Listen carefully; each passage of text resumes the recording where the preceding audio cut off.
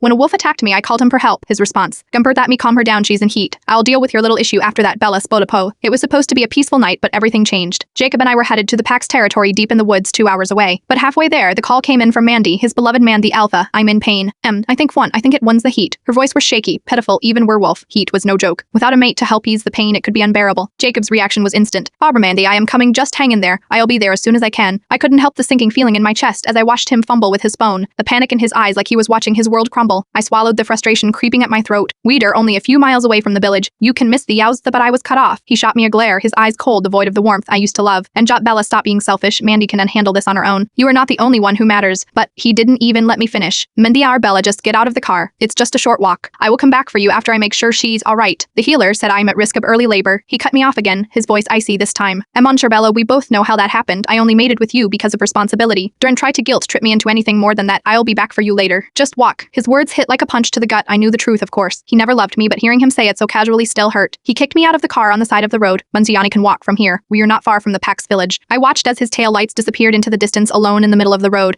was nothing but the growing ache in my stomach and the sound of my own shallow breathing. The moon was high now, casting an eerie glow on the dirt road. I tried to walk one step at a time, but my body was protesting. The baby was pressing down and the cramps were getting worse. I had to rest, but I couldn't stop not here. Then I heard the rustling in the trees, low growls vibrating through the air. My heart leaped into my throat. I barely had time to turn before one lunged at me from the shadows. Its eyes were wild red from rage or hunger. I fell hard, the impact making me gasp in pain, my hands instinctively going to protect my stomach. Help, please. It bit into my shoulder and my face, tearing through flesh like it was nothing. I screamed, thrashing, trying to push it off. In a burst of aggression, I grabbed a fallen branch and swung it with all my strength. I can transform not in this state. It struck the red trace head, disorienting it for a moment, just enough for me to grab a sharp rock and plunge it into its chest, straight into its heart. The rogue let out a final agonized howl before collapsing dead at my feet. I was alive, but barely. I don't know if I can make it. Blood oozed from the wound in my shoulder and I couldn't see clearly, mixing with the rain that had started falling. My vision blurred.